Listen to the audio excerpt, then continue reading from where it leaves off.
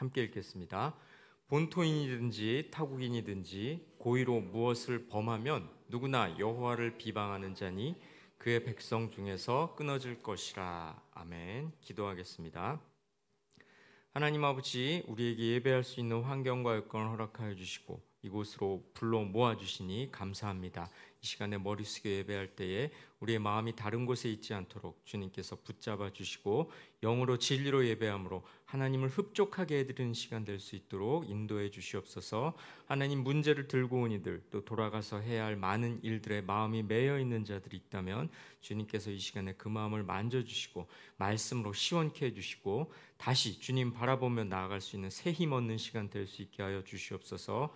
무엇보다 말씀대로 순종하겠다는 결단이 일어나는 복된 시간 되게 하시고 말씀을 듣는 중에 우리의 인생을 다시금 되돌아보며 하나님께서 기뻐하시는 삶 살겠다고 결단의 발걸음을 내딛는 귀한 시간 되게 하여 주시옵소서. 구베라의 예물을 드렸사오니 기쁘게 받아 주옵시고 드린 손길에 하늘의 복을 내려 주시고 감사의 제목, 기도의 제목 달아 드렸사오니 응답하여 주시옵소서. 이 모든 말씀 예수님의 이름으로 기도합니다. 아멘. 계속해서 민수기로 설교하고 있습니다. 바로 직전까지 어떤 내용이 있었나요? 가나안 땅을 12명의 정탐꾼이 보고 왔죠. 그리고 이스라엘 온 백성들 앞에서 결과를 보고하죠. 10명은 부정적인 보고를, 2명은 긍정적인 보고를 했습니다. 그런데 문제는 이스라엘 백성들이 부정적인 보고에 들썩거렸다는 겁니다. 가나안 사람들은 우리보다 강하구나, 그 땅에 들어갔다가는 다 죽겠구나, 차라리 애굽이나 광야에서 죽었다면 나았을 것을 차라리 애굽으로 돌아가자, 이러면서 하나님을 원망했죠. 원망의 말을 들으신 하나님께서는 진노하십니다. 그리고 이스라엘을 심판하시죠. 하나님을 불신하며 원망하는 출애굽 세대는 가나안 땅에 들어가지 못하게 하십니다. 다만 하나님을 신뢰하며 순종했던 여호수아와 갈렙을 통해 자녀 세대가 가나안에 들어갈 수 있도록 회복의 여지를 두시죠. 자, 지난주까지 살펴본 민수기 내용은 이랬고요. 이제 살펴볼 15장부터는 좀 다른 내용들이 이어집니다. 예, 제가 바람 때문에 그렇습니다. 조금 이해해 주시고요. 근데 그렇다고 끄면은 더우니까 그냥 괴념치 마시고요. 예. 죄송합니다. 자, 15장부터는 이런 내용들이 이어져요. 이스라엘 후손들이 장차 가나안에 들어가게 되면 이렇게 살아야 된다. 이런 명령들, 규칙들이 주어지게 되죠. 다시 말해, 하나님의 백성으로서 이런저런 규칙들은 지켜야 한다. 이런 내용들이 나온다는 겁니다. 자, 그럼 어떤 내용들이 나오는지 살펴볼까요? 민수기 15장 30절 함께 읽습니다.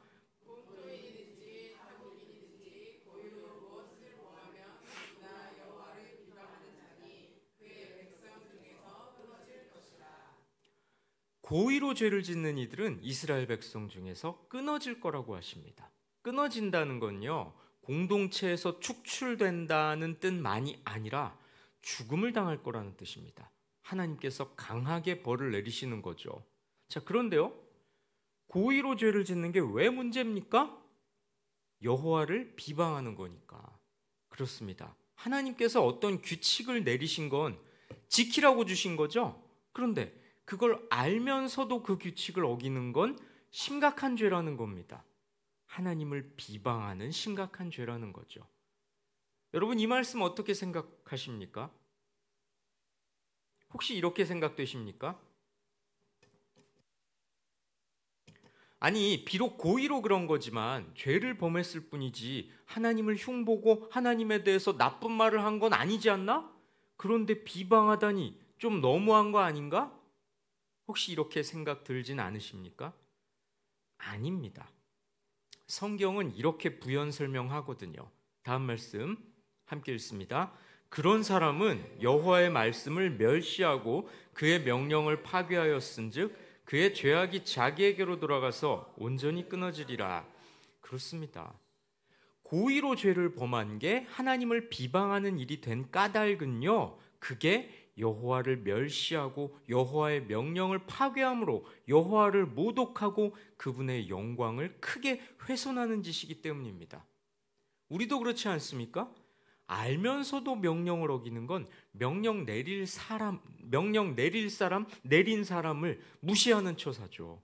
명령이란 지키라고 주어진 건데 고의로 지키지 않으면 그 명령을 휴지 조각으로 만들어버리는 셈 아닙니까? 그러니 그의 죄악이 자기에게로 돌아가게 됩니다. 이 말은요, 절대 속죄될 수 없고 그 죄책을 스스로 짊어져야 한다, 이런 뜻이죠. 그렇습니다. 고의적으로 죄를 범하는 건요, 하나님을 거역하겠다는 의도를 품고 죄를 짓는 겁니다. 하나님의 백성이기를 포기한 거죠. 여러분, 우리 자녀들을 봐도 그렇지 않습니까? 자녀들이 말을 잘 들으면 자녀가 아니죠. 그걸 우리가 다 모르겠습니까? 그런데요, 엄마 아빠 말을 알면서도, 엄마 아빠가 이렇게 하지 말라고 한 걸 알면서도 어기면 참 속상하고 또 밉지 않습니까? 우리 인간의 심정이 다 그렇지 않습니까? 하나님도 마찬가지시라는 거죠. 하나님께서 명령하신 건 지키라고 주어진 건데 알면서도 고의적으로 죄를 범하는 건 하나님을 거역하겠다는 의도를 품고 하나님의 백성이기를 포기한 죄를 짓는 거다라는 거죠. 하나님께서는요, 이스라엘 백성들을 보호해 주시고 인도해 주시겠다고 약속하셨는데요, 이걸 우리가 언약 이렇게 부르죠. 그런데요, 그 약속이란 이스라엘이 하나님의 명령대로 할 때, 하나님이 정하신 규칙들을 지킬 때, 다시 말해 하나님 말씀에 순종할 때 유효한 겁니다. 그 언약이란 말이죠. 이스라엘이 하나님 말씀에 불순종하고 하나님의 명령을 어기면 그 약속은 깨지게 되는 거죠. 하나님께서는 그런 이스라엘을 떠나십니다. 이게 바로 하나님과 이스라엘 간의 언약 관계의 기본 원칙인 겁니다. 그러니 고의로 죄를 범하는 건 하나님과의 언약 관계를 스스로 떠나는 것이죠. 그런 자에게 주어진 건 서글픈 결말뿐인 겁니다. 성도 여러분, 우리도 마찬가지입니다. 알면서도 짓는 죄가 있지는 않습니까? 문제인 줄 알면서도 멈추지 않는 죄가 없는가 하는 말입니다. 하나님이 기뻐하실 리가 없다는 걸 알고 있으면서도 빠져나오지 못해 짓는 죄가 있다면 속히 돌이켜야 합니다. 하나님의 말씀이 분명한데도, 분명히 하나님의 말씀이 명시되어 있는데도 아무 일 없을 거라는 거짓 안전, 근거 없는 확신에 사로잡혀 죄를 가볍게 여기고 불순종을 정당화한다면 하나님께서 그를 떠나실 겁니다. 어쩌면요, 내가 그 즐거움을 포기하지 못해서, 그만두기 싫어서 알면서도 죄 가운데 거하고 있는 건 아닌지 스스로를 돌아봐야 됩니다. 알고는 있는데 내가 그걸 놓치기 싫은 거야. 내가 그 재미, 그 즐거움, 그 죄가 주는 유익을 버리지 못하겠는 거야. 그래서 그 가운데 머물고 있는 것은 아닌지, 그러면서 주님 나는 연약합니다, 이 말만 되풀이하고 있는 것은 아닌지, 연약한데 어떡하라고, 내가 끊어야지. 연약하다고 계속 하나님 앞에 울기만 하면 하나님이 저절로 끊어주시지는 않거든요. 자, 이어서는요, 고의로 짓는 죄의 실제 사례가 소개됩니다. 다음 말씀 볼까요? 함께 읽습니다. 이스라엘 자손이 광야에 거류할 때에 안식일에 어떤 사람이 나무하는 것을 발견한지라. 이스라엘 사람들이요, 안식일에 나무하는 사람을 발견합니다. 자, 이제 어떻게 해야 될까요? 이 사람이 바로 고의로 죄를 지은 사람입니다. 왜냐고요? 하나님께서 이미 이렇게 명령하신 바 있거든요. 어떤 말씀인지 출애굽기 20장 20절 함께 읽습니다. 일곱째 날은 내 하나님 여호와의 안식일인즉 너나 내 아들이나 내 딸이나 내 남종이나 내 여종이나 내 가축이나 내 문 안에 머무는 객이라도 아무 일도 하지 말라. 어떻습니까? 안식일에 아무 일도 하지 말라고 분명하게 말씀하셨죠? 그리고요, 저 구절 한번 눈에 담아서 보세요. 그냥 일곱째 날은 안식일이니 아무 일도 하지 말라, 이렇게 말씀하셨어도 되었을 것을 네 아들이나 딸이나 남종이나 여종이나 가축이나 심지어는 니네 집에 찾아온 손님까지도 아무 일도 하지 말라. 굳이 이렇게 반복해서 말씀하시는 건 성경책도 안 그래도 두꺼워서 가지고 다니기도 싫은데, 요즘 교회 가면 TV로 다 보여주니까 이거 들고 다니기도 싫은데 굳이 더 두꺼워지게 저렇게 하나님이 말씀을 길게 하신 이유가 있지 않겠습니까? 강조하신 거죠. 그냥 안식일에 아무 일도 하지 마 이렇게 하면 인간들이 안 들을 것 같은 거라고 하나님께서 생각하시지 않았을까? 이 목사가 그렇게 그냥 생각해 봅니다. 자, 어쨌든 강조하시려는 것은 분명해요. 히브리 어법상 저렇게 반복되어 나오는 건 무조건 강조라고 봐도 틀리지 않습니다. 오죽하면 하나님께서 네 아들, 딸, 여종, 남종, 가축, 니네 집에 찾아온 손님까지도 아무 일도 하지 말라라고 말씀하셨겠습니까? 분명하게 힘주어서 하나님은 말씀하신 거죠. 자, 심지어는요 이렇게까지 말씀하셨어요. 다음 말씀 볼까요? 함께 있습니다.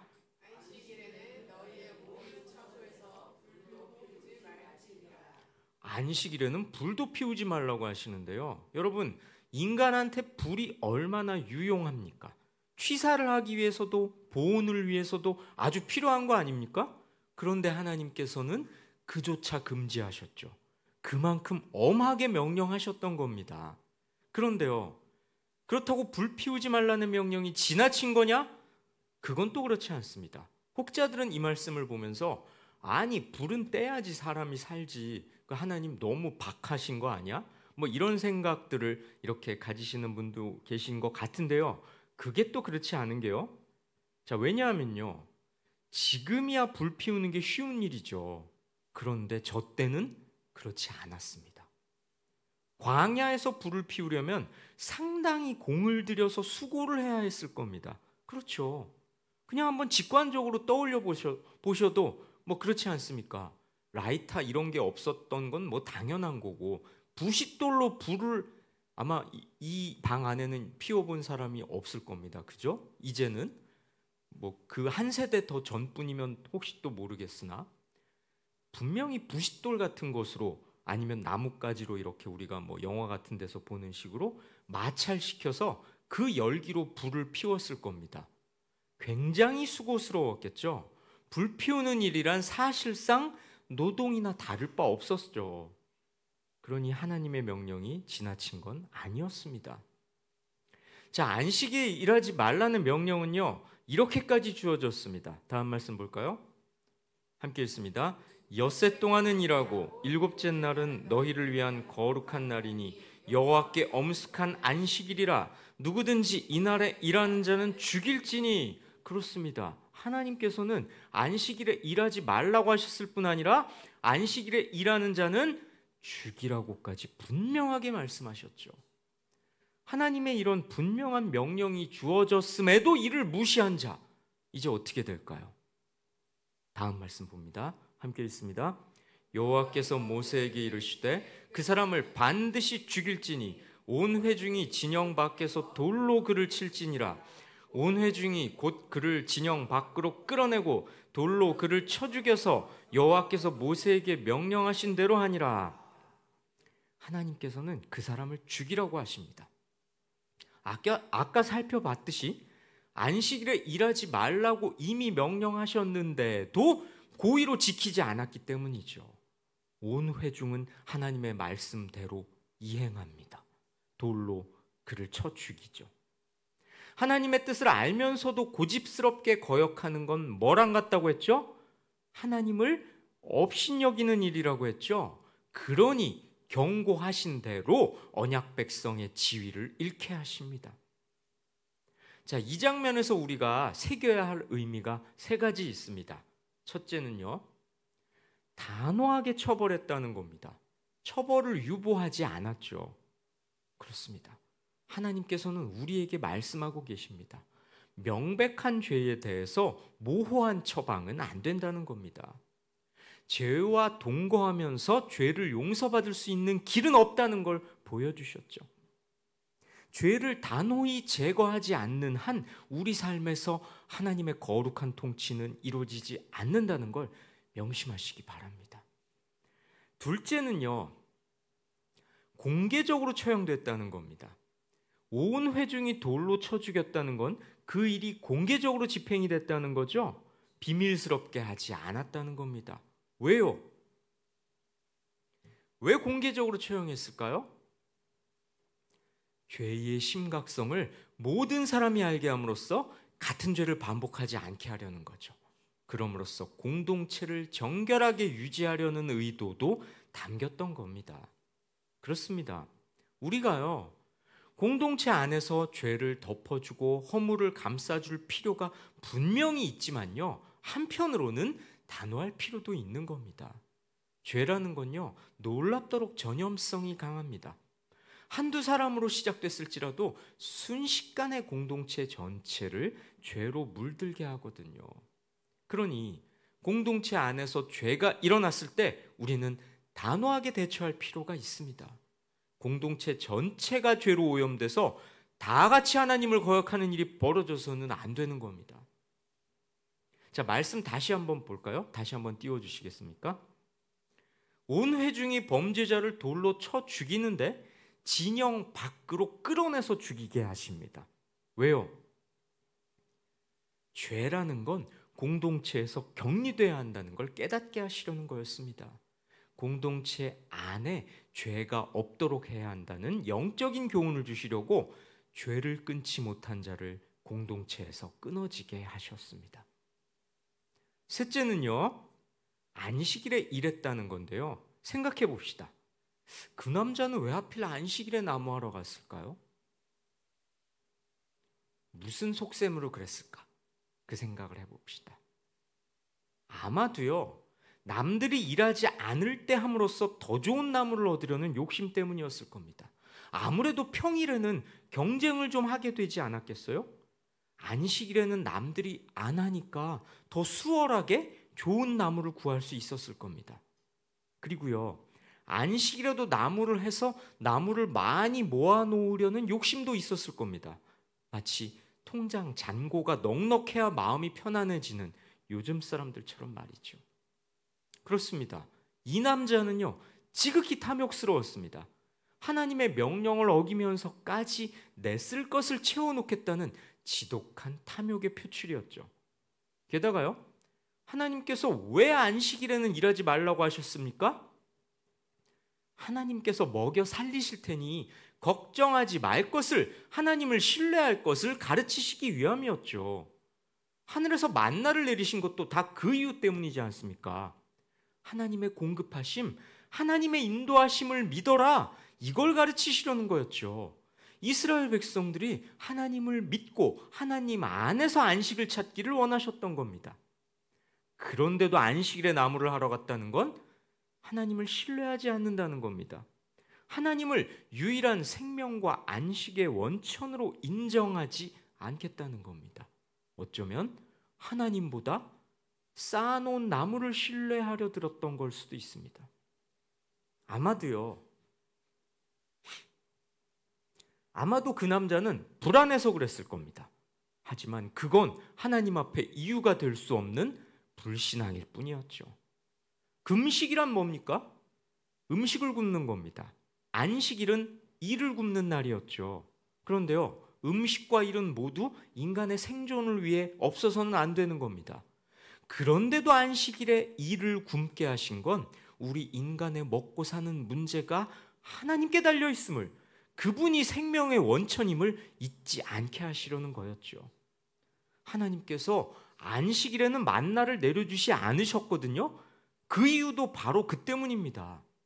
대신 안식일 전날에 이틀 분량을 거둬서 안식일을 준비하게끔 하셨죠.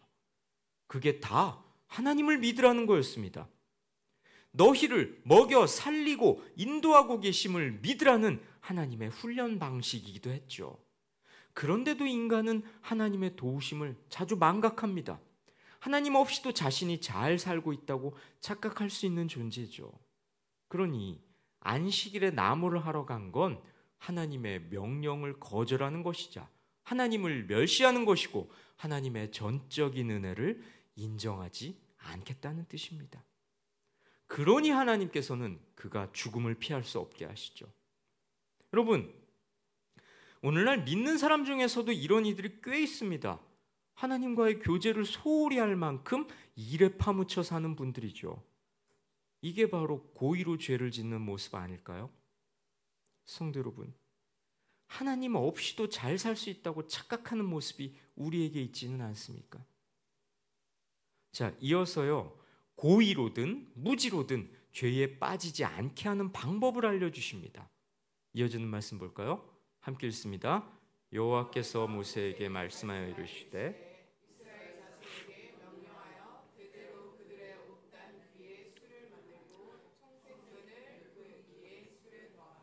옷단 끝에 청색끈이 묶인 술을 달라고 하십니다. 술이 뭐냐면요, 마시는 술이 아니고요, 이겁니다. 다음 화면. 이런 식으로 옷자락 끝에 매달았던 장식을 말하는 겁니다. 가나안을 향해 가는 이스라엘에게 이 술을 옷에 매달라고 명령하시죠. 왜 이런 명령을 하셨을까요? 이어지는 말씀 봅니다. 함께 읽습니다. 이 술은 너희가 보고 여호와의 모든 계명을 기억하여 준행하고 너희를 방종하게 하는 자신의 마음과 눈의 욕심을 따라 음행하지 않게 하기 위함이라. 그렇습니다. 그 술을 볼 때마다 여호와의 모든 계명을 기억해내게 되니까 자연히 그 계명을 지키려고 하겠죠. 자신들을 방종하게 하는 욕망을 따라 음행하지 않게 하시려는 거였습니다. 옷단에 달린 술은 이스라엘 백성들로 하여금 욕망을 억제하고 말씀을 기억하며 준행하게 해줬던 것이죠. 자, 그런데요, 38절 다시 한번 볼까요? 다음 화면 보여주시겠습니까? 함께 읽습니다. 이스라엘 자손에게 명령하여 대대로 그들의 옷단귀에 술을 만들고 청색끈을 그 귀에 술에 더하라. 이 술에는요, 청색끈이 달려 있었습니다. 왜 하필 청색이어야 했을까요? 일단요, 저 때가 아주 옛날이었다는 점을 먼저 생각해야 합니다. 지금이야 일도 아니지만요, 저 때는 의류직물 산업이라는 게 없었을 때입니다. 천연 염색을 할 수밖에 없던 시절이었죠. 그러니 청색끈을 만들어내는 건 쉽지도 않았을 뿐더러 청색끈 자체가 귀했을 겁니다. 눈에 확 띄었던 거죠. 청색끈을 단 술은 움직일 때마다 눈에 띄었을 겁니다. 이스라엘로 하여금 자신들이 하나님의 거룩한 백성임을 하루 종일 기억하게 하시려는 거였죠. 게다가요, 청색은 하늘색이지 않습니까? 청색실이란 하늘 아버지 여호와 하나님을 떠올리게 하는 소재였습니다. 이스라엘은 자신들을 돌보고 계신 하나님을 늘 인식해야 했던 거죠. 청색끈을 볼 때마다. 성도 여러분, 우리도 마찬가지입니다. 우리가 어떤 사람인지 우리의 정체성을 기억할 때 고이든 아니든 죄를 범하지 않을 수 있죠. 그럼 어떻게 해야 되겠습니까? 우리도 옷에 술을 달아야 할까요? 그럴 리가 없죠. 구약시대 이스라엘에게 옷술을 달게 하셨다면 우리에게는 성경을 주셨습니다. 날마다 말씀을 보고 묵상할 때 우리는 그 말씀대로 준행할 수 있는 것이고요, 하나님의 백성다운 정체성을 유지할 수 있는 겁니다. 그리할 때 죄를 멀리하고 영적 가나안 하늘나라까지 입성할 수 있는 것이죠. 성도 여러분, 오늘 우리는 고의로 죄를 짓는 자를 죽기까지 하시는 하나님의 말씀을 살펴봤습니다. 알면서도 고의로 죄를 짓는 건 하나님을 멸시하는 죄악이었죠. 안식일에 나무를 하는 일이야말로 고의로 죄를 짓는 그런 실례였습니다. 그런데요, 안식일에 나무하는 일에는 인간의 지독한 탐욕이 숨겨져 있었습니다. 안식일에 일하지 말라는 건 하나님의 먹여 살리심, 인도하심, 돌보심을 믿으라는 하나님의 뜻이었는데 이걸 어김으로써 하나님을 향한 지독한 불신앙을 드러내고 만 것이죠. 그러니 하나님께서는 그 자를 죽게끔 하심으로써 이스라엘 공동체의 순수성을 지키시고 죄란 단호하게 끊어내야 하는 것임을 일깨워 주셨습니다. 그런데요, 이렇게 고의로든 혹 무지로든 죄를 짓지 않기 위해서는 늘 하나님을 기억하고 하나님의 시선을 의식해야 했습니다. 그러기 위해서 옷에 술을 달라고 하셨죠. 그 술을 볼 때마다 하늘아버지를 상기하고 하나님의 백성으로서의 정체성을 다시금 확인할 수 있었던 겁니다. 그런데요, 오늘날 우리에게는 술 대신 말씀이 주어져 있습니다. 우리가 말씀을 가까이 할 때 우리는 거룩한 하나님의 백성으로 세상과 구별될 수 있고요, 음란하고 탐욕스러운 세상과는 다른 하늘나라의 가치관으로 단장될 수 있습니다. 성도 여러분, 우리는요 너무나 연약합니다. 어느 한순간도 유혹과 시험에서 자유롭지 못하죠. 그렇기 때문에 우리는 늘 말씀을 마음에 두고 누구를 만나든지 어떤 일을 하든지 그 말씀에 비추어 봐야만 하나님 백성다운 거룩을 지킬 수 있습니다. 하나님의 시선을 의식하고 말씀 아래 나를 두지 않으면요, 인생의 숱한 변수와 욕망을 이겨낼 수 없습니다. 말씀을 멀리할 때 예배는 멀어지고 탐욕은 커지고 우상숭배는 가까워집니다. 말씀을 멀리하면서 거룩해지는 길은 없습니다. 아무리 멋진 비전과 사명을 가졌더라도 하나님 백성다운 정체성을 잃는다면 하나님의 영광을 드러낼 수 없습니다.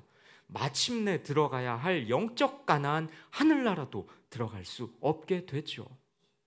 안식일에 나무하러 간 자가 공동체에서 끊어진 것처럼 말입니다. 오늘 말씀을 가슴에 새기시고 옷단 끝에 술을 다는 게 아니라 여러분의 심령에 하나님의 말씀이라는 술을 메어 다시는 하나님의 백성으로 살아가시길 주님의 이름으로 권면하고 축원합니다. 함께 찬양하시고 기도하십시다.